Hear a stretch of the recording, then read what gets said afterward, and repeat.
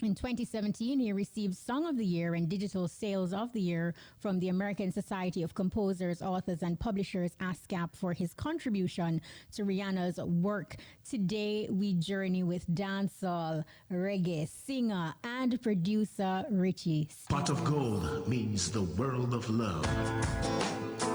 I don't know, I have a feeling that this is Richie Stevens' favorite song. Hey, my mother. But here's a little token. Food for the soul. Mama, you deserve a pot of gold. You are the driving force in our life. Mama, you deserve a pot of gold. Good afternoon, Richie. Good afternoon. Thank you so much for agreeing to share your journey on the road to success. We're really looking forward to this afternoon. Wow, Cash. I call you Cash. That's my name that I call it. It's a wonderful feeling. I know, Great crazy. to be on. It's a wonderful feeling. Mm-hmm.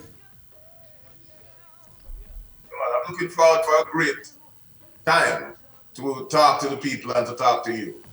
Believe you me. Absolutely. No, I hear that this song that we're playing in the background, that this is one of your favorite songs, and you have done so many songs, so many awesome songs. Why is this track your favorite? All right, this track is very, very significant in my life. I wrote this song when I was a teenager, before I got a real start in the music business. And then my first break in the music business, when I got a little break and get up my first set of money, because I'm from Westmoreland, a place called Russia, where is a big fishing village. So I bought a boat and an engine for my mother that was named Pot of Gold, based on the fact that this was one of my early songs.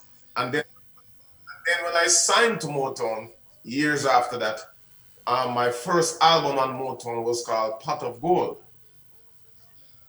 And then another couple of years after that, when I built my recording studio, the recording studio is Pot of Gold Production. So the name Pot of Gold meant so much to me, but it originated because I said, Mama, she deserves a pot of gold, because I grew with my mother alone. And I love her so much that I wanted to just pay a tribute at the beginning of my career. And since that early time, I remember when I went for my mother in the country. And from them time until now, she's with me in Kingston, So this is a very significant song to me. Wow. Just awesome. So now we can head right back to your foundation in Savannah, Lamar. And, how would you describe your childhood growing up in Westmoreland with your mother? All right. My childhood was very, very exciting. We grew up very poor in a community called, popularly known as Russia in Westmoreland. All right. We were a poor community. Most of the people that I know was just very poor people, but very proud people, because in that community produced a lot of champions for the years, whether it's sports, football in particular, or whatever the profession is. We always try to be the best, because we're a community that a lot of people underrate us for whatever reason, so we always try to do our best in whatever we do to come out on top. So I grew up with that mindset, and I always remember that I have to be not just good, but great at what I do to try and make it up, so that was the earlier part of my life that I can remember. And as I said to you, out of that mindset, I pretty much learned to do everything. When it comes to football, them time there, I could have played for any football team around the parish. When it comes to other physical activity, I was once an acrobat. You understand? We used to collect money while doing gymnastics on the street side. So I grew up learning to do, it's things like this nobody don't know, because I never talk about it yet. So there's so much that we can share as a journey along. But my childhood was very, very exciting. And with that kind of mindset, Richie, how did you apply yourself as it relates to school? Primary, high school. What was Richie Stevenson like? All right, so let me give some credit to my grandmother who has passed and gone for many years. Popularly known as Mama Estelle. She was like the Mother Teresa of Westmoreland. She was very loving and everybody's child was hers. We would wake up in the morning and just see stranger in the house because the grandmother took them in last night because them just never have nowhere to go, and give them dinner and give them a place to sleep. So I grew up in that environment, and that is where I get my sense of civility from. To be civil and to try and help someone or live and let someone live. This is a living for the sake of others. I definitely got that from my grandmother. And then there are a couple other members in the family, like my mother and auntie, and so with the same type of kindness. So I couldn't escape from that. As it relates to school, my discipline level is very, very high. Again, learning from my grandmother, coming up with my aunts and so, because when I realized the method that they use to get through in life, I applied myself to it, which is to be disciplined, be honest, be hardworking, and only those kind of attributes will help to get us out of the situation. Because as I say, we grew up very, very poor, which is not unique to me. Most Jamaicans I know grew up that way, especially in the music business or sports or so. But my discipline and my steadfastness and unwavering kind of maintenance carry me through from then till now. So I would say, as it relates to school, that's the same thing I do. I remember, and this is very sad, something that always just saddened me, because I was very, very bright when I was coming up in school, doing well and everything. And then when we reached to high school level to take the common entrance at the time, I just didn't have a birth certificate. And that hindered me from take the common entrance. And, as sad as that was, it kind of just allowed me to learn how important it is to be prepared. Because they say that success is when preparation meets opportunity. And if you don't prepare yourself for what is to come, when it comes, you might just feel miserable, not prepared to do what you were supposed to do at the time. So that was a big, big lesson to me, and something that I still think about today and still feel a little sad about it. Move on and just get myself in whatever I'm supposed to get myself. That has always been things to my benefit. Is that something that you cast any blame on anybody, like not having a birth certificate, or which you said, you try to put it aside, but it still bothers you today? Have you spoken to your mom about it, or have you ever had that conversation?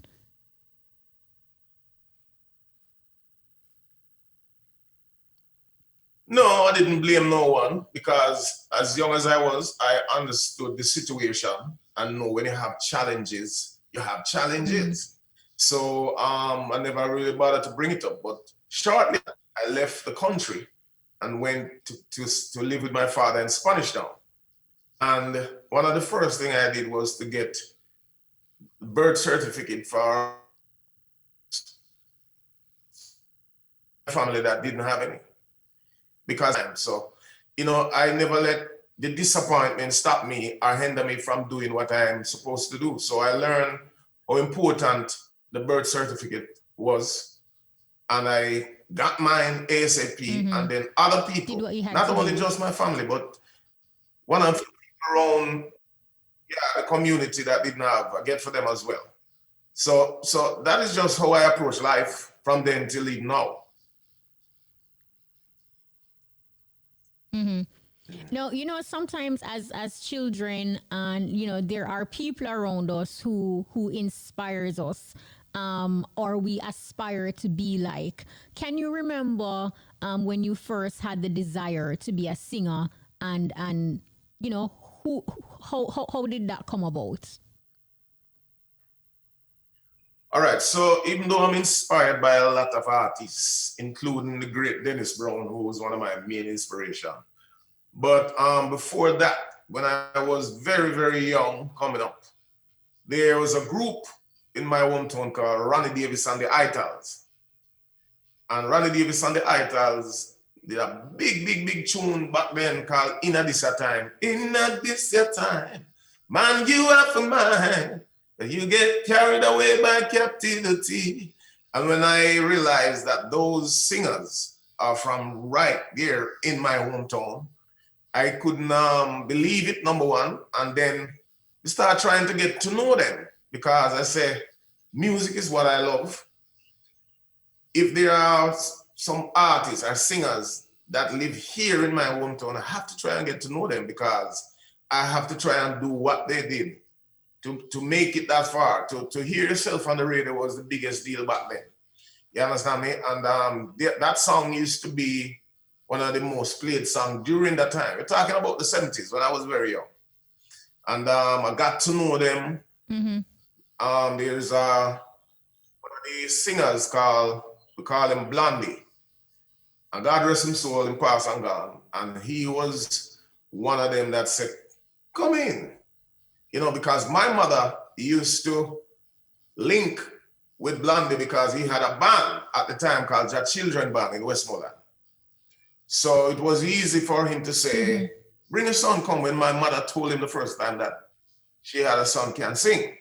She has a son can sing. So I went there, and that was my first time to get a little musical highlight as a youngster. So I will be forever grateful. That's when people start saying, but wait, the son can sing. Because my mother was a known singer around the parish, So when I joined her, people start giving me a different kind of respect. So your mother was very influential then in you becoming the star that you are today in terms of supporting your career as a singer. Definitely. It started from my grandmother. My grandmother was a serious singer. She would be singing in a choir, and you can still distinctly hear her voice cutting through the choir because her voice was that distinct. So I grew up around that. And then my mother was like a star of Savlamar, and so I grew up in that vibes. And I used to hide my singing from my mother. It was somebody heard me singing and told my mother that, well, your boy can sing. So, my little bridging them round the community knew about me as a singer even before my mother.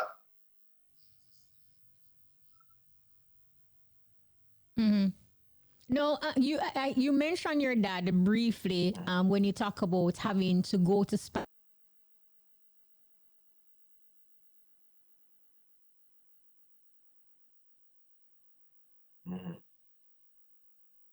really led to go to Spanish Town, to establish a relationship with your father.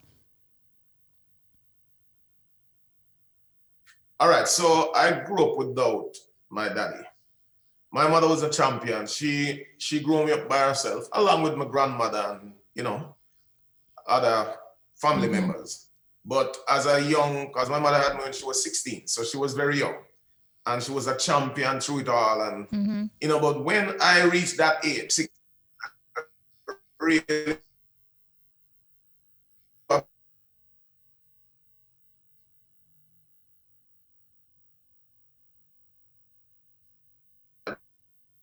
Spanish Town. So to me, that was closer to what I wanted to do. And I keep asking my mother, yes, I keep asking my mother, when can I go and see my father? After a while, it became like a bother to her. So one day she said, all right, you can go, you can go. But then there was a friend of mine who was traveling to Kingston like every week. So I went with him, not to visit my father, but to visit my grandfather in Tivoli Garden. So Tivoli Garden was my first home away from home when I was 16. I stayed there for a very short time though, about a month. And after that, I explained to my grandfather about going to link my father. We went, checked my father. I wasn't aware of other brothers and sisters by him because I wasn't close to him at all. And he told me about it all. I was very excited to meet them and everything, but I didn't meet them at that time. I went back to the country, and after a few weeks, he invited me back in Spanish Town to live with him. So that was now a whole different life for me, you know, moving from the country as a teenager for the first time, now living outside of my parish. So it was a whole different thing for me when I went to Spanish Town, because that was when I started realizing how important some of the things that I'm blessed with was. I started getting involved in a lot of different activities and finding out that I was good in them all along, but never know. Whoa. No, I want you to Yes. describe a little bit of the how would you describe the emotional connection with your dad? Were you able to establish that? Or, and I know you mentioned the difference in terms of outer parish, different from what you're used to, and Spanish Town now, town just the next door. But how would you describe that? Did you manage to develop an emotional connection with him? All right, so let me dig a little deeper into the father-son relationship. My mother came to Kingston when she was very young, got pregnant. I know that though. Other bigger sisters and everybody was very upset. So she went back to the country. So I grew up in the country, not really knowing my father. So when I reached 16, I decided I was very adamant and determined to meet this man. So I journeyed from the country into Kingston for that sole reason. And I met him. So you see, it's from a long time, he's a determined man. So when I met him, it was a big spectacle day because there was a lot of people in the yard, and my grandfather was walking to the yard. When we walk into the yard, everybody started looking at me in a very strange way, and we couldn't understand why. But when we asked for my father, and people was very skeptic in giving us information. But a man that was there who kind of suspect that there was something positive in all of this said, he's right around here, man. So when me and my grandfather went down there, my father was just looking at me like him say a ghost. And, you know, like, me, I wonder what. Then him step up and my grandfather asked him certain questions. And him answered them like, you remember a lady named Lee? Remember she had a little sister back in the 60s, blah, blah, blah, you know. And him answer and say, yeah, I remember, you know. So he said, well, this young man is your son. So him start laugh, and him friends them now who are eavesdrop, because everybody there and them wonder, what is this? Everybody gather around now, and the reason why they were behaving so strange is that me and my father look exactly alike. and my father, one of his daughter, looked like me as well. So he was wondering how comes this strange youth walking on the place looking like him daughter. So and in friend of mine wonder how comes this strange youth walking on the place looking like him. So it was one big old thing today, pure laughing and excitement and so. So immediately there was an emotional connection because it was one of the happiest days of my life. You understand? Because I grew up not knowing him, and it was a struggle. You know that already. You know, at Christmas time back in the day when I was in Salmon, you know, you see your friends them and them father, I take a walk, then I get them little bicycle and all of the little things that happen during Christmas time. I wasn't privileged of all of that. So you can imagine how I grew up feeling. So that day was a very, very happy day in my life. So there was an emotional connection and everything developed. And after a few weeks, when I went back to the country, he invited me to live with him. So that was the time now I start meeting all my other siblings. So this is why I said to you, it was a new life, a new beginning for me. You understand? A lot of things now begin to develop. Confidence and sense of purpose and all those things now start meant something different to me. No, and from that, from Spanish Town now, we understand that you trek to Ochi, but in the music, it is known for an artist to wait for a bus. But you literally catch a truck to get you on your musical journey. Speak to us about this unique start to your journey to the pot of gold. All right, so quickly, let me just explain something to you before we go to the truck. When I said to you earlier that there was so much things that I was doing in the country that I never paid no mind, but then when I reached Spanish Town, I started realize the value of them. One of the first thing, because I was a dancer back then. I was what we call a disco boy. So we used to break dance and all these things. So I hooked up with a crew with a guy called Conrad, that he was the master breaker in Spanish Town, one of the top dancers. So I start dancing with his crew. But what I add to the crew now, because I was very acrobatic, I add the acrobatic value to the dancing crew. So all the backflips and the somersaults and all these things now, I start teaching them how to do those things. So the crew went from here to here. It's like we got so advanced that we became like the #1 dance crew. And after that, there was a football team in the community that I started playing for. So my whole physical ability now developed. That is before the music kicked in. Then my father introduced me to a band called Stars Incorporated with Neville Morris, and I started singing now, which got all of the attention now. So all of the breakdancing and the football and everything now, we put it one side because it's singing now. Because when I started singing with that band, I developed a real big following in and around Spanish Town. And I met this guy now called Morris. So when I met Morris, he now started telling me about Ochereas, where bands play 7 nights a week, live bands. And I said, whoa, that sounds very, very interesting, because I'm coming from that background to where Negril was just down the road from South. And I used to hear about bands playing, but even though I never went there because I was a young boy at them time there. So I said to him, I would love to go. You understand me? So one day he said, all right, meet me so-and-so at such time. So we met at the spot. And I was expecting that he would have a ride in place for us to travel to Ochi. But little did I know, it was a hop truck situation.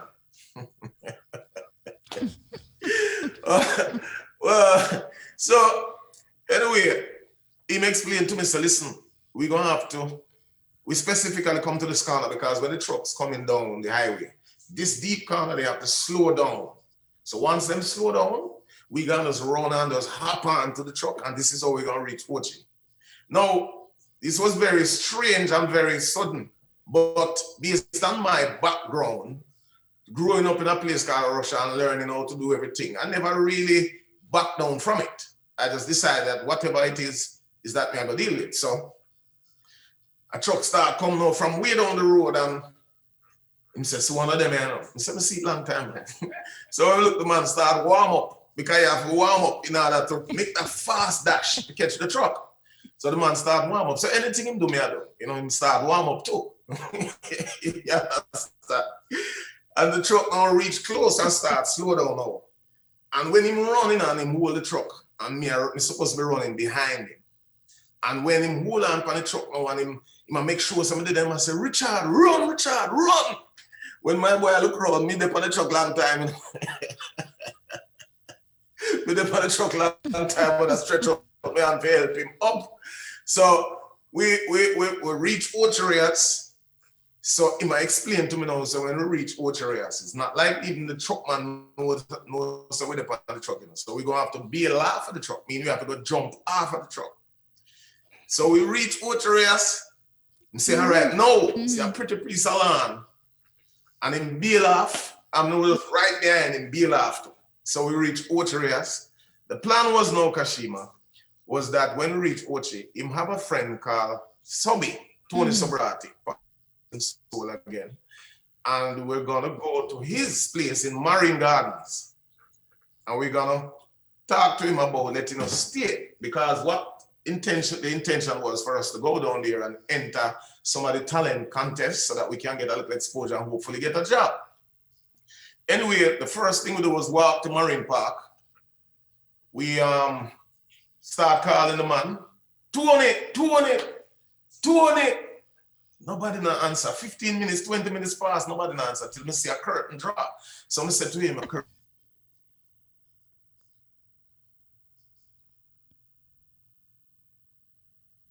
Minutes of calling pass. Then we just see a man push out to me and say, Tony not there. Tony live a foreign for 4 years now. I own a man. No, understand how that feel. Wow. Them time that we don't have money, we don't have no hope in far. It's no longer there. The man they are fine for too much years. So what we are going to do now, we walk over the beach, downtown Ochi.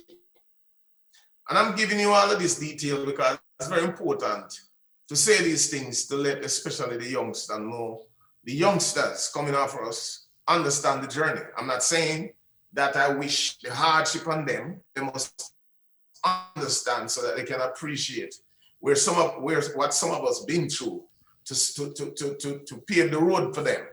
We went over now to Ochoreas Beach and we sit down on the beach. It was a talent show. It's a Saturday, it's a Friday night. So we have one whole night now not knowing where to go. We sit down on the almond tree, you know, and when we look upon each other and we don't pass, you know, we climb the almond tree there and make the almonds them grow up road, Kashima. I tell you, almond was our dinner that night. And when it started touching dark now, the security them come and them I inquire now when you need people leaving. You know, when do not leave because we need to close the beach.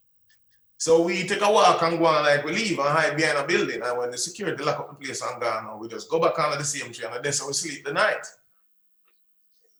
Now, the following morning now, we were very early over Americana Hotel it was at the time. What's the name now?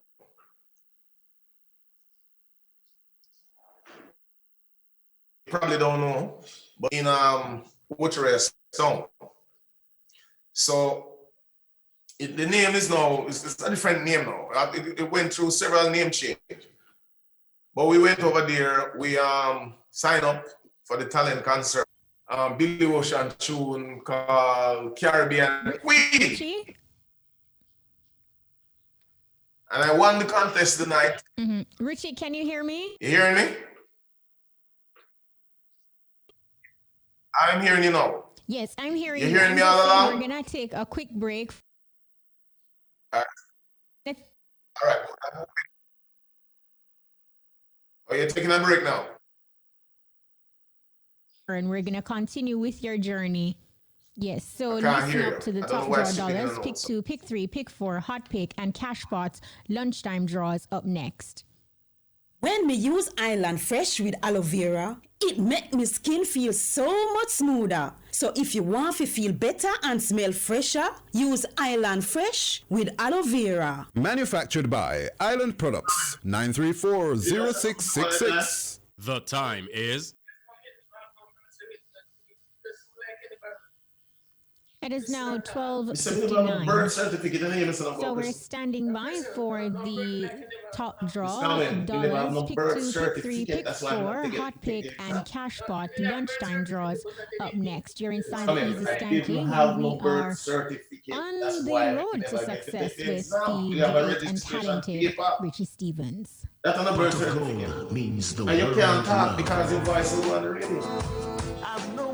There's nothing wrong, man. Sometimes you have to understand. But here's a little token. Why do you think they'll give you ticket? Mama, you deserve a pot of gold. You are the driving force in my life. Mama, you deserve a pot of gold. You taught me how. Live drawing of the Supreme Ventures Lottery Games. This could be your lucky day. Get your tickets out and let the games begin. Good day. It is Thursday, March 11, 2021. I'm Taiba and welcome to this afternoon Supreme Ventures 1 p.m. live game draw. Now, before we begin, here's a quick look at our mid-morning winning numbers.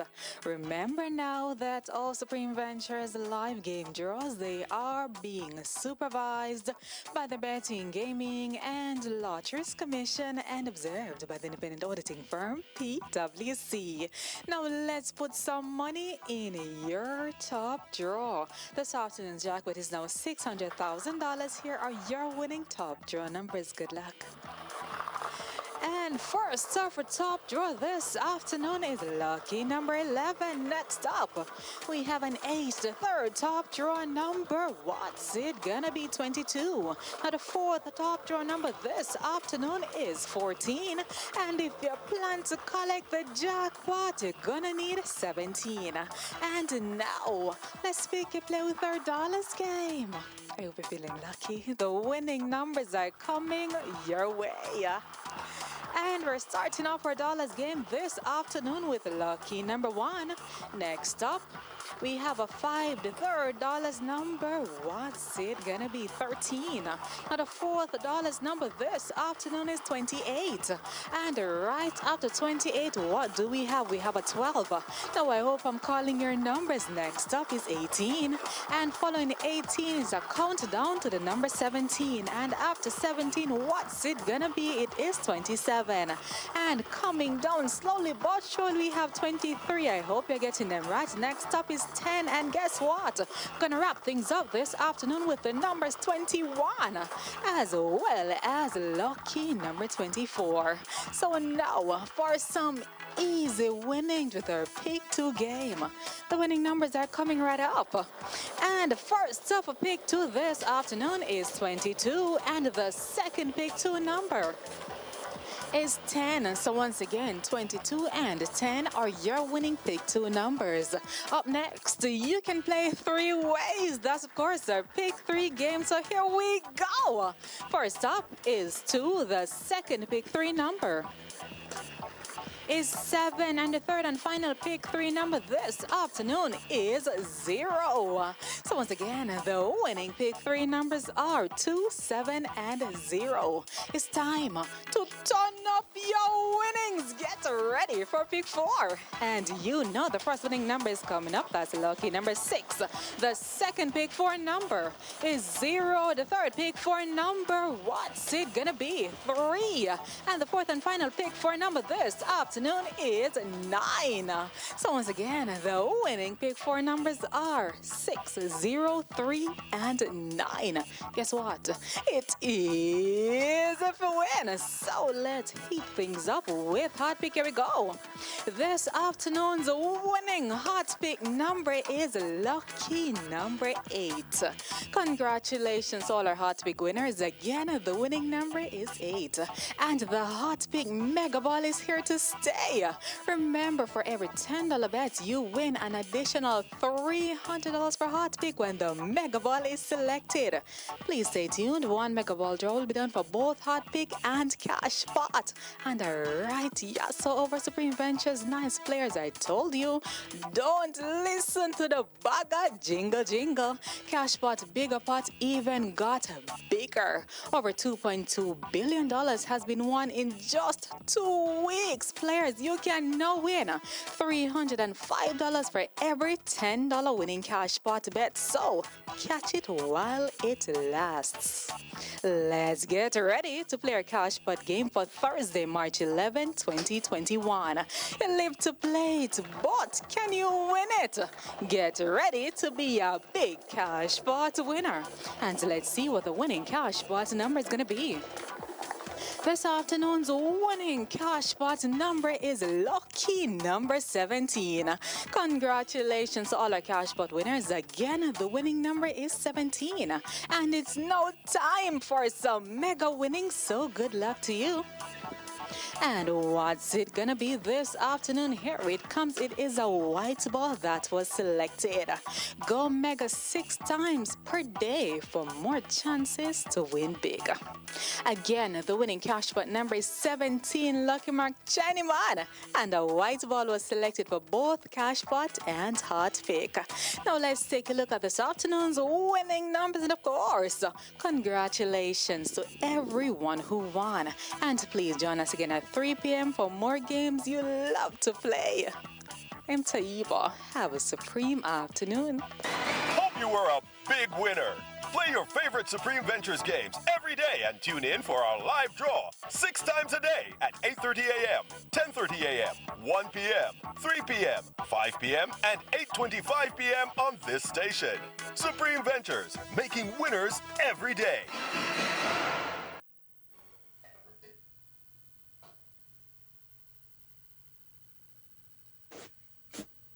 That was the lunchtime top draw dollars, pick 2, pick 3, pick 4, hot pick, and cashpot draws. Congratulations to all of today's winners. Join us again at 3 p.m. for another chance to win in hot pick and cashpot special pot draws. Nation, rain or shine, any weather. When we go pool, we go Berger. The time by Berger for lasting beauty and protection is 6 minutes after 1 o'clock. Alright, everybody, big up, yeah. Everything stripe to me swag, flavor in a cup. Cow the thing, mad, beer vibes they enough. Full of stripe and a general, yep. Fresh like melon, every girl walk up. As we reach for the scene, every several star bus. Lemon is a must, yeah. Big up and just. Flavors in the rave and that's a plus. Anywhere we there, yeah. Anywhere we there, yeah. Come on, a red stripe flavor we say, yeah. Anywhere we there, yeah. Anywhere we there, yeah. And that stripe of flavor. Must be 18 years and older to drink. Drink Red Stripe responsibly. Socialize responsibly. The hour 1 p.m. to 2 p.m. inside the Easy Skanking is brought to you by Red Stripe Flavors. Add a stripe of flavors. And if you're just joining us, it's all about Road to Success, the journey with Richie Stevens. Now, Richie, before we went to the break, went to Cashpot, you were talking to us about sleeping on a beach in Ocherias, having to hide behind a building, all in pursuit of becoming the star that you are today. So let us continue now. You said that you're hiding behind the building, you hide the security guards, and you slept on the beach, you had almonds for dinner, healthy by the way. But what happened next? Well, as I said, we entered the competition and I sang Billy Ocean, Caribbean Queen was like the hot tune them times. I sing that song and won the competition. And after competition, I was introduced to Merrick Dada, who on the North Coast comes to music and band business. He employed me as a lead. At the time, he was working for Carlion. So I started with Carlion, right where you are at IRFM, when I was 17. See how long that? You know, the first musical doing that. So, I started to get my little break, never managed to get any employment. He went back to Spanish Town, so I was now living in Ocherias. After singing with Carl Young for a while, we used to sing at White River, Reggae Park, Duns River, and all these places. Then I was offered a much better job at Jamaica at the time, up Runaway Bay. After being there for a while, because this is how the North Coast going on. It's no strings attached. Somebody come and say, we're looking for a singer, we're offering you this, say move. Because singers and instrumentalists just keep moving around the North Coast. So I started working with a band called Elements Band, which was where I got a lot of my experience from. That's where I met AJ Brown. AJ Brown was the king of cabaret at the time. So I've learned many great things in terms of performance and singing from AJ Brown. I also met Ed Robinson, who had a studio called Tiff Tom, which was where I did, not my first recording, but I did So Amazing, which was one of my first little songs that started Get Out There. That was in 1985. And Byron Murray, who's passed and gone again, who used to manage Mr. Vegas, God rest his soul, he was the first one who was like the executive producer behind the So Amazing that I did and put it out. And that was where my career now start get a little highlight. People like Dennis Starr, to record for Dennis Starr back in the days. But it was Top Ranking, who is from Montego Bay, who took me to Kingston. I was living in Montego Bay at the time, took me to Kingston, and I was going to sing a song called So Much Better Now by Luther Vandross and Gregory Hines. But while driving with him in the car, he was playing a rhythm and I start humming a little melody. And he said, which song that? I said, it's not really a song, it's just an idea. And he said, let me hear it. So I start singing the words, you better get out of town before I string up my sound. You must be foolish to come try. Came out to be my first hit. I wasn't planning to record that song, it was just an idea, but he said, that is the song I want. So I remember at the Dynamic Sound the day, singing the song, I finished singing the song, come out, sitting down, listening to the Leroy Smart. Big up the Don, Leroy Smart. He came in the studio the day and hear the song playing and says, who this? So everybody pointed and said, a youth there, and he said, boy, youth, welcome. You're a big star. You are a big star with a voice like that. It's just a few months or years before you explode. And it did happen. So we big up the Dan Smart for that advice. And from there, that was where things just exploded. And you know, the Richie scheme that you know now.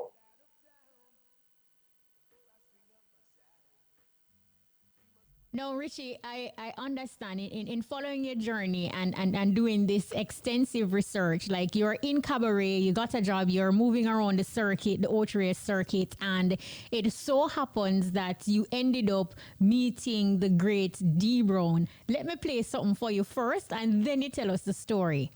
We have another surprise for you here tonight. I'm going to call on stage a man who has started in the business, but I kind of like the way he sings. Let's welcome on stage Brother Richie Stevens, people. Come in, Richie.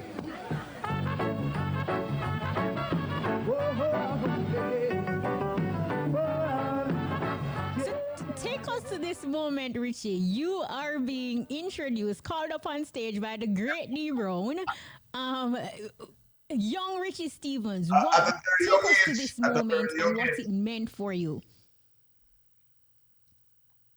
All right, so naturally now, when Boof Baff came out and started really mash up the place, I decided now to leave the North Coast and come to Kingston. So I started working in the industry, started record songs for King Jammies and all the top producers, and I used to do dub plates every day at King Jammies. Big up King Jammies. King Jammies is one of the work on recording studio and workplace that we used to go and earn a lot of bread back then. So we have to big up King Jammies. So I met Weepo from Stone Love. And me and Weepo started par. And Weepo would have come pick me up every night and we're going on a jungle or Rima or Tivoli to the different dances because, you know, he's the owner of Stone Love. So everywhere the sound play out, I would go and take the mic and sing and think. But I remember one night at Tarrington Bridge, he introduced me to someone and said, you know who this is? And I looked on the brother and I said, you know, Derek Barnett, who was one of my idols. Derek Barnett is my 45 brethren up to today, even though he live abroad. But it's one of my idols at the time. And when Derek meet me, Derek hugged me up and said, "Little youth, are you this?" I was sharing a nice vibe, and then me and Derek start par everywhere. So Derek now know how much I love Dennis Brown. I mean, the whole world knows Dennis Brown is my idol. Mm-hmm. So he used to be a producer at New Name at the time. So Derek Barnett come one day and say, yo, come on New Name this evening. We need to tell you what, let's come on New Name this evening. So New Name used to be a studio on top of Maxfield Avenue, almost in front of Alpha Tree Police Station. So we would go down to the studio with the day and team, and when we look, he said, Richie, come here. So he called me, and when we go to him, he said, come here, man, and take me into Castro Brown office. And Dennis Brown, the man says, see Dennis here. Kashima is one of the happiest days of my life. It's one of the happiest days of my life. That moment taught me how important it is that as a veteran or as an artist who established, how important it is to embrace a young talent. Because I remember exactly what I feel that day. I feel like, yes, this is it. We make it now in a life. There's no other heights to go because of Dennis Brown this now. And you know what Dennis Brown said to me?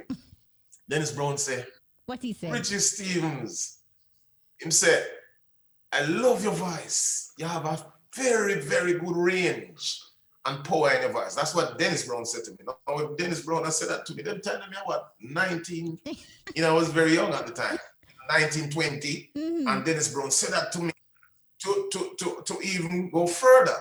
He said to me, what you doing Sunday? I think it was like a Thursday. So, I said, I don't do nothing because whatever that is, that cancel, So I said, I don't do nothing. He said, come on, Fort Lawrence, man. Champion in Action is coming up. I want to call you up on stage. At that point, I wonder if this is what Dennis Brown grew on and tell people because I don't believe it. You understand? Because Dennis Brown is the god of music them time.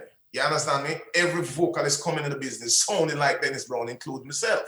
So anyway, Derek was right there and I say, hear that boy? So you just come to the rehearsal on Saturday. The show was Sunday. So I went to the rehearsal and we rehearsed with D Brown and everything. I still couldn't understand it. And I said, wow, Dennis Brown called me up out of everybody. So that was a confirmation and a validation to me that you're going with some youth. So I went to the show and we performed the song together. And that was a different feather in my cap. A lot of other artists now start giving me the kind of respect that them feel some deserve because if Dennis Brown can identify that I'm a good vocalist at such a young age and bring me up to sing with me, there must be something special about this youth. So I will never forget Dennis Brown as long as I live for that. Wow. And your history and the persons that you have crossed paths with. I mean, we're talking from Dennis Brown's Garnet Silk, Shabba Ranks, Specialist, Bankilos, and Beres Hammond, and many others throughout your career. You have crossed paths with so many greats who have impacted your life. Share with us a moment or perhaps moments with some of these greats that has influenced the way you do music. You just shared the D Brown moment, but I'm sure you have others. Wow, there's so many. We need about 4 hours to go to an interview like this, but I realize that I have to make things concise and just kind of move through the history in a way where just touch on some things. There's so many beautiful moments. I remember when I was in a dance one night and I heard a song playing, a dancehall song. And I start hum a melody on it. I said, wow, this will work nice on this thing. It was She's a Maniac. She's a maniac on the floor. And I said, whoa, that wouldn't so nice. So what I did, I was called Lenky. The keyboard player Lenky. I said, Lenky, I have an idea. Because the idea was crazy. It was the first time in dancehall, dancehall music was going to play with what I call a lot of pretty chords. Because dancehall was more drum and bass and hardcore. But I call Lenky because Lenky, like me, was out of the box thinker when it comes to music. If I call certain other musician, they would pass on it and say, no, man, I don't really like the vibes there because that's just how the creative process stays. Sometimes a man don't feel the way I feel and he just don't do it. So I call Lenky, we laid the track down, I recorded the track. At the time, Bounty Killer was new in the business and bad. This youth had come to a blaze fire. I don't know him. But I went to him and called him one time I was down a CBU garden and said, where are some of my youth? He said, well, Richie, yeah man, big up. He said, it's a song we have and I want to play it for you. And if you like it, we can do it in combination. If you don't like it, I said, play the song for him. The man said, Richie, whoa, when we have voice. So I'm accepting to write this on spot. I'm just telling you the story because there's a few more like that. The other one is Get On Up, Stand Up, Fight Back. I recorded that song by myself. Wrote the whole lyrics, recorded it by myself. And Garnet Silk, he and I end up living on the same road in Millsboro, or Barbican, where I live at the beginning of the road and then way up at the top. And he used to pass and say, Richie, what going? And we yell up each other. And one day he stop and say, you know, say, what going? We don't sing the song yet. And I say, you know, say, I have something I want you to hear. So in the evening, I went by his house and say, me have something I want you. And me step in, me I don't want the ball, be a rasta. And everybody there and I wonder when me come out, but me and Garnet Silk was a virgin still. So I play the song, get on up, stand up, fight back for the man. And the man said the same thing when we have voice, because the song just moving. Now, touching on Shabba Ranks now, which was an iconic moment in my career, and some of the biggest and most exciting things happened when I met Shabba and Specialist. Shabba and Specialist, I met them like in 1991, somewhere right there. And Specialist start managing me and Shabba at the same time, about the same month. Banky was there too. And we start doing a lot of touring. We start doing lots of recording. And then we were touring in England. And I remember we did 2 shows in one night in Brixton Academy. That's how Shabba was hot. I was new. I was blazing my own fire as well, but Shabba was the man. And not one, but 2 shows in one night. And I remember when I performed the last show and backstage, somebody come to me and say, Richie, Jazzy be outside to you, you know. And I say, yeah, Jesus, I'm your uncle, man.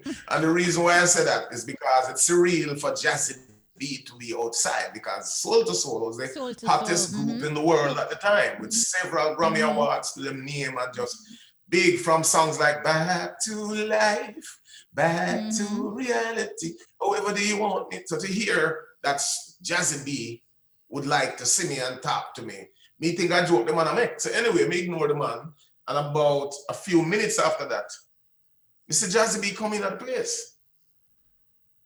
So of course now, me was this big surprise, and me I try to maintain my calm and my composure. God, this big old star, it turned out to be true. So him say, man, great performance. He got one of the most outstanding raw talent I've ever heard. That's what him said to me. I said, thank you very much, my friend. And him said, I need to speak to you or your management about possibly doing some work. And he said, well, all right, no problem. So we sent a call Specialist talk to him. Then the following day, we went to his studio. They played me a song called Joy. They said, I want to give you this song, and we need you to spend at least a week, because we were in England on tour. We want you to spend at least a week to learn the song, understand the song, and then come back and voice the song. Of course, by then, him and Specialist start business and everything kind of sort out. And me did listen to the song in Kashima. And I said, no problem. We can use a week to come and do this. But can I at least get a try now? So they might look at me like, what am I talking? We just are playing the song. What am I talking? But them time, them was like a vacuum or a sponge, you know, they'll just suck up everything. So once it's music and you play it and I hear it, it takes me less than half an hour to learn the melody and lyrics and ready. So I went into the studio, and in about 45 minutes, song done voice. Wow. So they were very blown away by that, because they've never seen that type of thing. But we as Jamaican, that's how we learn it, because we take a mic and sing a double plate from beginning to end without making a mistake, because it was cut into the record at the time. So we grew up that way, so we understand the intensity of doing those things. So anyway, we recorded the song that night, finished the tour, come back to Jamaica. Let me just stop to say big up Shabba, because I'm giving all this credit to Shabba, because it was his strength. I was on tour with him, and he gave me this exposure. So we have to big up Rexton, Ralston, Fernando Garden for this.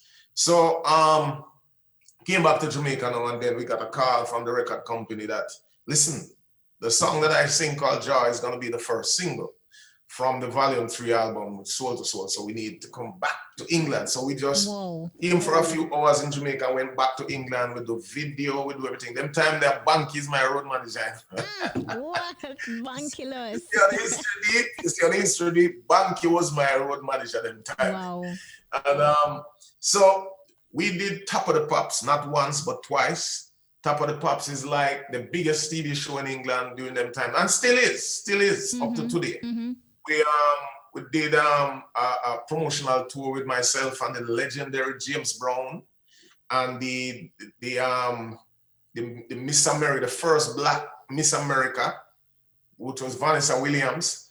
So we went on tour with Soul to Soul, Richie Stevens, James Brown, Vanessa Williams, all over Europe. So all those experiences were great and helped with my development. And I big up Specialists and Shabba and the whole Stiction crew, from Babsy Grange to Banky to everybody, you know. So, you know, I give thanks to those moments, and that is just a little part of that part of the history in a nutshell. I know, and you have said so many things that I just want to spring off of. I mean, I want to spring off and get into the Motown signage, and I also want to go back to the hit record Maniac featuring Bounty Killer. I mean, it was, to me, it was one of the tracks that actually helped to reshape the sound of dancehall with more melodic phrases and bass lines. Now, I wanted to talk a little bit more in depth, talk to us about going against the grid of what defined dancehall then to unearthing, you know, what would call the distinct sound of even your Pot of Gold label. All right, so understand this. My musical background, as I explained and expressed, is kind of diverse. It's different because I'm coming from the sound system culture, but at the same time was singing on the North Coast, where I'm exposed to all the different genres and style of music. Hence why I am so involved in different styles of music. Today, I sing reggae, I sing a little R&B, I do some ska, I do a little gospel. That's just me. My musical taste is really broad and wide. So back to Maniac. When I was in that dance that night and hear it, literally hear it, I said, well, let me see who could I call now to be the musician to explain and express myself for them to play back exactly what I want. I called Lenky, because Lenky was that type of musician who would want to do something out of the box. You understand me? So we were in the studio putting the track together, and a big top producer at the time was running the place, came into the studio, heard what we were doing, and just started tell we said, what that? You know, that don't really sound like nothing that dancehall people would want to hear, because it's too pretty, it's too fancy, and dancehall is really drum and bass. And go as far as start playing on the keyboard, showing Lenky what to do. And I remember I said to him, well, at the end of the day, I want to do it my way because I am the producer and it's my song. So if it fails, I will own up to that. But I just want, as I also understand at that early age in my career, that creativity is something that you cannot be afraid. You have to try something. If it don't work, it don't work. And I'm not afraid to fail. So we produced it that way, and it was very fancy, very pretty. If you listen to it today, she's up, ta, ta, ta, ta, ta, ta, a lot of chord movements. But they didn't know that my intention was to put Bounty Killer on it, which is to create back the street sound, to give it back that way they call little dirt on it. So that combination and that concept worked. And after that, there was a lot of rhythms that came after that, that sound in that way. You understand? What I did was simply to blend R&B with hardcore dancer. And that became my style. I produced Sail Away Rhythm after that was the same concept. Tunes like Weakness for Sweetness, produced by Donovan Jeremy, that came off of the Maniac concept, which I ended up recording on it as well. And leading up right up, let me go forward a little bit, to Rihanna sampling Sail Away. It's only because it has that same R&B flavor. She could sing on it very easily. Why she would pick a song like that? Because remember now, she did write in an article that it's a pleasure for her to work on with a rhythm like that, because she grew up as a child in the Caribbean listening to those songs. So she did give some good credit as far as that is concerned, which I give thanks for. And them really handle well with that situation still. So I give.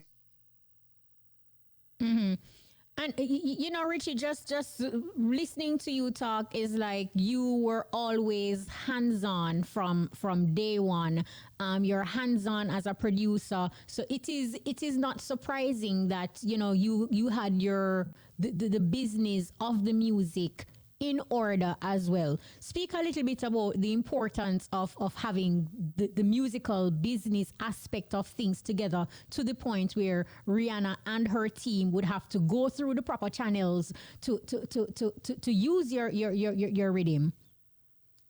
Well, I am extremely happy that they chose to do that, because evidently they understood the importance of reaching out to someone without going around their back to try and use their work, because last suit not really so nice. You understand? And even though I took a piece of that creation from a song called Ba-da-da, the night moves in, Alexander O'Neill's song. But it's like taking that piece of sample and put it in the rhythm that I created. So it's still, the rhythm was owned by myself, and Alexander O'Neill would have to get some credit. So they knew that. So they called me up. Two lawyers of her in particular called me up, and they have this prep talk with me to tell me what was coming. Rihanna sampled my song, congratulations. Who can we talk to in terms of the business? I talked to them to a point, but then refer them to my representative. And everything worked out very, very well, because people sometimes will call you and check you out to see if you know what is going on. And if you don't know, you can take advantage of. But if you let them understand that you know we are going around here, so then people start speak your language. So I'm not saying that their intention was to come and try and trick me, but I'm just saying the possibility is if someone calls you, you don't know what is going on, then you're dealt with it in that manner. I don't know where the time is flying and going. So, and we have so much to talk about. Now we look at the producing side of Richie Stephens, and I want to bring you back to your promoter hat. Take Me Away, which actually started out as a song, turned into a concert series, and you do your first staging in around 2015. You created for patrons a top class production.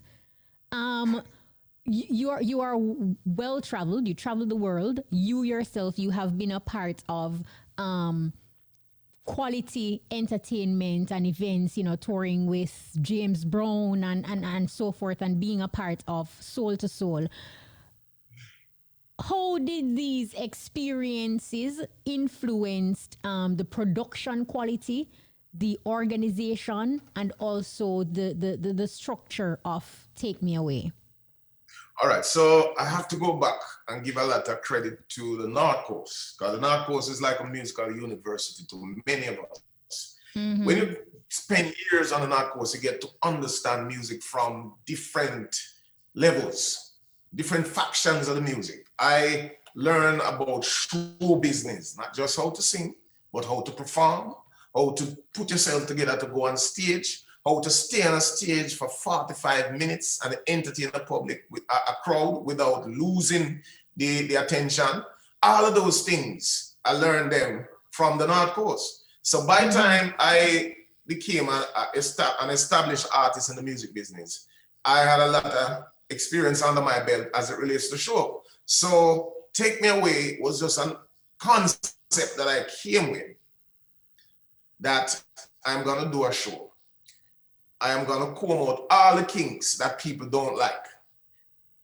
People hate a long performance, especially a long performance that people don't know the artist too well or know the songs too well. If you have 4 hits, people would really love to hear those 4 hits. That is just the reality of the business. So the Take Me Away concept is that I'm going to use one band. No band change. Nobody likes a long band change. And the one band is going to back the 8 or 10 artists on the show, and nobody's doing more than 4 songs, including myself. You understand? And we're gonna start exactly on time, which is something that people love. You understand? So all of those little things put together made the show into a tremendous success. But after a while, I was feeling very, very pressured, and unfortunately, I decided to just stop. Yeah, and I guess you probably wonder what I mean when I say extremely pressure that led to the cancellation of the show. Let me give you a nutshell. Sometimes the greatest strength is the greatest weakness, because anybody know about Richie Stephens know about how I stay. I am very steadfast in my beliefs and my principles, and I stick to them. Where me and a lot of my friends, this start cross path is like some people, me and them are bridging and thing. Because if a man to come at the show and him a come 1 hour late from him performance time that me give him the schedule, me and him are going to like a thing about that. Come here, I say, brethren, you know, you mash up my show, man, and you don't know me. I have a little brand, I set the thing, and all of the corporate sponsors, them love the show because of those little things that we're putting on the show. Everybody used to come for the show. The Prime Minister used to come to the show, the opposition leader, people from Tivoli Garden, people from Jungle, everybody used to come to take me away. I remember that all of these stores used to sell out them dresses. The people them buy up the dress. The whole of the hairdresser parlor them full up. Women are do them here because 80% of that audience used to be females. Now the woman them just love the show because they love the concept that we with well dressed and come out, come present and do the thing, and the artists them love the show and thing. But yet now you find some man where I do some little thing to spoil up the thing, and me and people are catch up in an argument, and I say, no, I don't like this. I don't like this. Because some of the man them, it is not intentional, but I saw them stay. Some man is naturally late and you know, all kind of thing, and they just say, you know what, I'm gonna take a break from the show because it starts stress me out. Believe you me, it starts stress me out. So my principle of life, it's a clash. Because man, I feel like it work tight. What if me late? If you just come perform, see me, you have some old artists come up there and want to run on. I mean, I said, no, man, it's not a run on show, me brethren. If me can't put you on this year, next year, me put you on. Some man just vex with you and I tell you, because music is not easy. No, it is challenging. I didn't realize that is what led to the cancellation, but it's good to have this conversation on your journey. Yes. A lot of people still don't understand why this show stopped keeping. And there's not one day past that people don't ask me. People in high and mid and low places. When is this show coming back? Because I miss it. Do you think you'd bring it back? I was really thinking about it leading up to the pandemic, you know. I was really thinking about doing a Take Me Away. I don't know if I was going to continue to let it be an annual thing again, but at least do a nice one to bring back a vibes, and who knows, probably the inspiration from that would allow me to carry it on. But I still have the concept. The concept is there, and people still love it because people remember it as a very nice production, you know, so it's still there. It's still there. It's one of the concepts that I have that people really, really love. Now, speeding up now, March is IRIFM's Healthy Lifestyle Month, and a quote from Richie Stevens: "The greatest medication is exercise." Now, we see that you work out with your entire family. You're working out with your mom, your wife, your children. What are the benefits of exercising together or embarking on this healthy lifestyle as a family, as a unit? Okay, so I've learned a very important thing when I was growing up as a teenager, that a body in motion, stay in motion, a body at rest, stay at rest. What that means is that if you're active in your life, you're stand to have a better health or live longer than someone who is not active. That is just simple physics. So I started my whole journey of exercising from I was a teenager. And again, I give praise to my grandmother and my mother for instilling discipline into me, because it takes a lot of discipline to do that. Because sometimes exercise can be very challenging, you know, to stay with it. So I've learned that. So what I do is to introduce that to all my kids and my wife and my mother and everybody that around me, even brethrens. You know, all of my brethren, there's always a conversation about physical well-being. And not just that. What you eat is very important as well. So I am big into that as well. You know, because I haven't eaten certain things from I was a teenager to, you know, I tell you about this power of principle and how it help your life. A lot of people see me all the time, and Richie, boy, you look same way, Richie. You sound same way, all the wonderful things that them say. I humbly say thanks to them, and then find a way to encourage them that, listen, it's not by chance and it's not a luck thing. It's a lifestyle, brother. Because for argument's sake, from I was 14, I decided not to eat meat. And when I say meat, I don't eat no meat. You understand? Since from I was 14. It's not nobody tell me. It's just me deciding, because I'm never really happy with the concept of meat. Same thing as smoking. I grew up in Westmoreland where them said the good Cali come from. I used to even plant weed as a youth, but never smoke a spliff yet. Because I'm not really happy with the concept of smoking a yard, smoke and the smoker go down in a year. I think something wrong with that. But hey, if a man want to smoke and that him love, do your thing, Bridget. See, but that is just my little belief. I'm not want to sit down here and sound like I try to put myself across as a perfect man. That is not what it's about. You show me have little habits them with some people probably no fancy too. But I try to do my best and try to stick to my belief and be steadfast in my belief, because when you're unwavering is a good thing, you know, it means that you will not give under pressure. And a lot of people give under pressure. Music goes hand in hand with a whole heap of things. You understand? Some man feel like if I don't lick a chalice, I can't go up on stage. You know, some man feel like when me I live life and God bless me, me feel I eat the biggest steak and the biggest this and that, you know, discipline will help you to stay in the lane where you want to be in. You understand me? So, me give thanks again to my grandmother, my mother, and all the people who instill them things them in a way when me I grow up. And big up yourself too, because we see that you take a lot of pride in farming your own food from backyard to kitchen. What are some of the things that we can find in your home garden? I know you definitely have callaloo. I see that because you posted that. All of the little things. That is just a little backyard garden, but it's more extensive than that because I have organic people that I get my food from. I plant the basic herbs and spices. I plant a lot of tea bush because I believe in that. So you find fever grass, 2 to 3 different types of mint. You know, we have the orange leaf. We have the soursop tree. All of them things they're very important to me. So I make sure I have them things there in my backyard. You know, all of them look important things there to me. And so because I think it is a paramount importance to pay attention to what go inside the body. That determines your health, your quality of life. That's how I feel. Absolutely. No, Richie, there is no way I could have you here and not ask you this question. I have not seen anybody promote brand Jamaica and our culture the way that you do it. You do it so effortlessly till you probably not even realize that you're doing it the way it is a part of who you are. With your contribution and development to the music industry and our culture, do you feel like you have been overlooked by the government per se as it relates to a national award? Because your history not normal, you know. You have done a lot of firsts for the culture, for Jamaica, and for the music. All right, so all of what you just mentioned, it is all natural.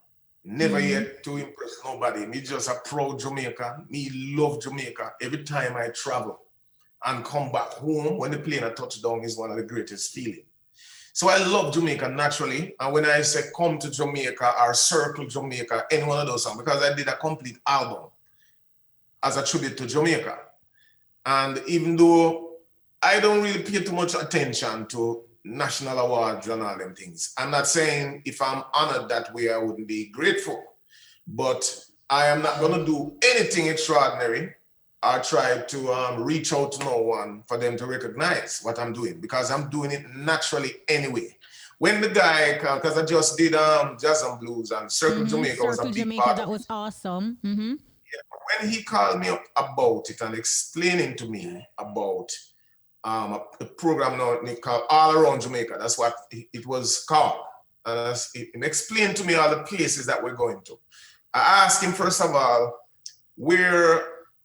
let me ask you, I have a song I want to send to you, and you listen to the song and get back to me. And all of the locations that he was telling me about that we're going to, I sang about them in Circle Jamaica, that song. So he called me back and said, Richie, this is crazy. When you recorded the song? He said 15 years ago. So he couldn't believe it. So he changed the name to Circle Jamaica because the song was so appropriate. So I asked him, why me? And he said, come on, Richie, everybody know that you've been doing this on your own without the backing of Jamaica Tourist Board and all of that for many, many years. And I said to him, well, it's good to know that you know that, because I did a stint with Jamaica Tourist Board that we used to go around America and in all of the major cities we do a thing called Islands in the Park. And while the minister and the staff and all of that come out and make the verbal presentation, I would come and perform. And that was a great thing. So most people think that that's where the whole idea of me promoting and being a patriot Jamaican come from, patriotic Jamaican. It wasn't that. It was from the start of my career. It's just my vibe. There are some things I'm into and some things that I'm not into. So promoting Jamaican, go out there and ball it out and make them know say me a proud Jamaican is not a problem to me. They've been doing it for so many years. That's who you are. That's why the success, the accolades, and the legacy you have created, you have, successfully carved a niche for yourself. And, you're already acknowledged as a musical great. What keeps you going? The passion for life, the love for music, the love for family. There's so many things that meant so much to me that I can't slow down. I can't stop. I just have to keep on living. And when I think about the many blessings that I got and still getting, and when I say blessing, I'm not talking about physical things or material things. I'm talking the ability to know that I'm not necessarily as young again, but I still able to get into my physical self and still feel the way that I love to feel, which is to be up and going. If I'm doing a performance and I can still go at that level that when I finish, people are amazed to say, Richie, whoa. We love that energy and we love that vibe. The passion of still going into the studio and to write and create a song. I still feel that energy when I just started. And that to me is a blessing because a lot of us over time lose the passion for what we really love. You understand? So all of those things combined tell me that I'm highly blessed and I treasure those blessings and it allows me to go on and on each day. People will see you and, you always seem so positive and happy and, just so energetic and enthused about life, almost as if, life is a pot of gold for Richie. But life in itself has, its ups and downs and challenges. How do you deal with your struggles? Well, what I choose to do is focus on the positive and, not pay too much attention to the negatives. Don't get me wrong, I go through a whole lot in Kashima.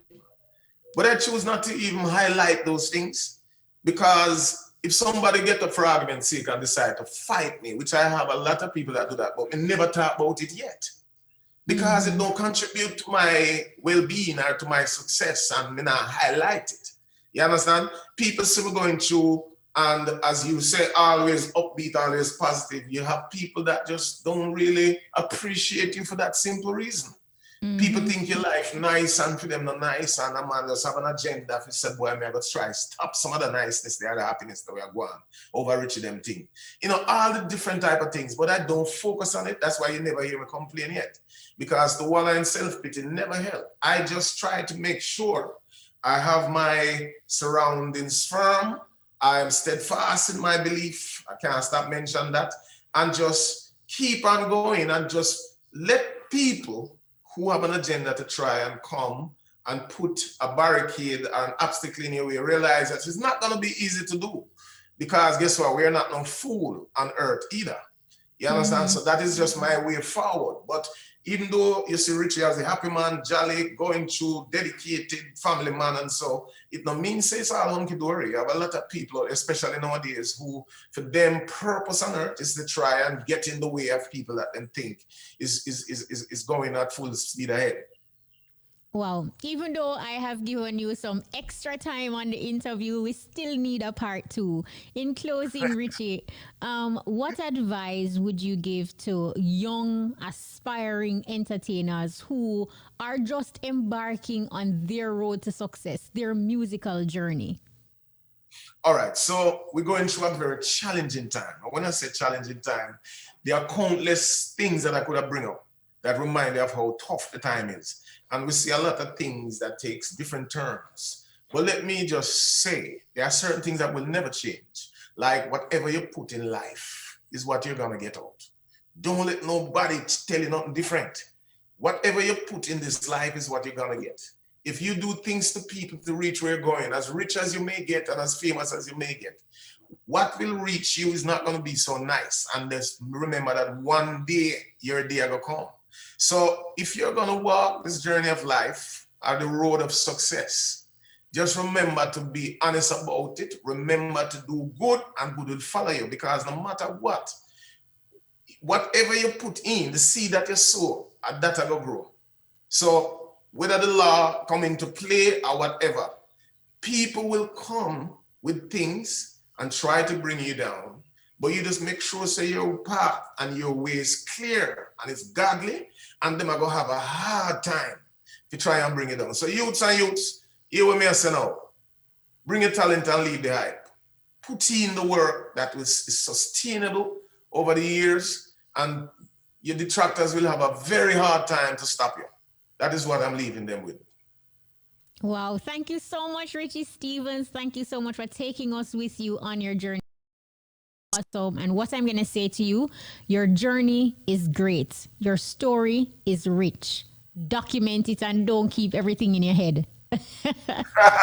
Well, I'm learning more and more to try and get certain things out, because I realize how important it is for especially young people to hear these things. This is all natural and real. You know, I mean, there's so much. I never ever had enough time to do an interview. There's so much more that we could talk about. You know, but I guess as I said, part 2. We definitely need a part 2. Thank you so much. So that's Richie Stephens. If you're just joining us, you've missed Road to Success, the journey.